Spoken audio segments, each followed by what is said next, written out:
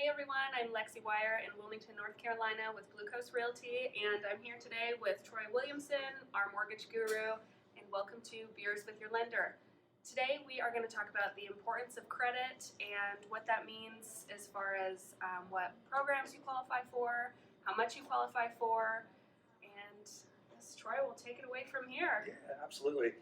See, credit is one of the most important factors when looking to purchase a home. And lenders look strongly at three different factors, really: credit, income, and assets. Today, we'll touch on the credit piece.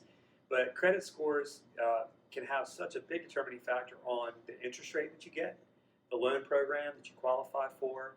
Obviously, it can affect interest rates. The interest rates affect payments, which can ultimately affect how much you qualify for as a result.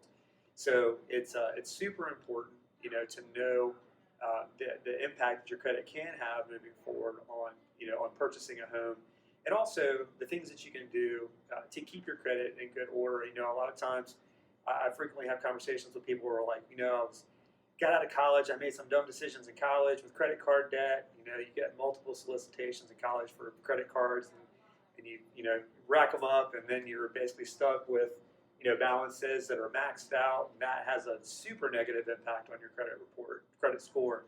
And we see that all the time, by the way. So yes. If you're watching this going, oh my gosh, that's me, that's almost everybody. Absolutely. Yeah, I mean, that's one of the main things I look for when I'm looking at somebody's credit report. Maybe say their score is not quite where it needs to be, is looking at credit card debt, looking at their balances in proportion to their credit limits. And one of the first things that I recommend if people have balances that are maxed out, like, hey, pay that balance down below 50% of the available credit limit. And that usually makes a very quick and very positive impact on your credit score as a result. So it's just the little things that people need to be aware of moving forward that can keep their credit in the best standing possible. Because truly, and it doesn't even, not only for buying a home, but also for buying a car, we're really trying to obtain any kind of credit. I mean, interest rates are going to be dictated by risk, and credit scores are one of the strongest indicators of risk. Good credit score, very low risk. Bad credit score, you're going to be a higher risk, you're going to pay a higher rate as a result.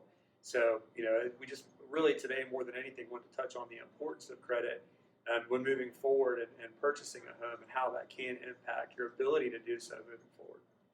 Okay, so let's say we've cleaned up your credit, we are under contract, we are about to close on your brand new home. Can you go buy that new Mercedes? No. After you close, you can go buy your brand new E-Class. That's totally fine. But do not do it before the time that you close, because it ultimately could affect not your credit rating so much, but it will affect your debt to income ratio, which is basically your gross income divided by the total monthly debts that you have.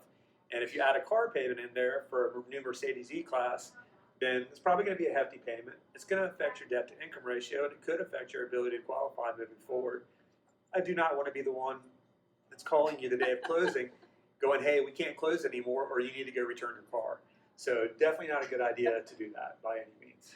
Okay, and another side note, always consult your lender when you are thinking about maybe paying something off or really doing anything when you're going through this process, because it might affect you negatively when you think it really would affect you in a positive way, like paying off a car, for example. Yep. Yeah, I mean, some of the things from a common sense standpoint that you think would be a good thing, like paying off an installment debt, would actually negatively impact you, because it's closing out an account that you've had good payment history on for an extended period of time. That's only for installment debts, not credit cards. Another thing that we see is people that pay off credit cards, they're doing the right thing. The first thing they want to do after paying off the credit card is close the account. Don't close the account, because that basically kills the positive credit impact that account's been having for you for an extended period of time. You basically closed out that account. It's no longer reporting as a positive trade line to the credit reports or credit bureaus anymore. So it's just the little things that you may not know that you think would positively impact your score, but will actually negatively impact it as a result. So ask questions, and I think people are more informed now because you can get so much information online, but a lot of times there's misinformation online as well. So you always want to make sure that you ask somebody who's in the know. That's why he's the mortgage guru, not me.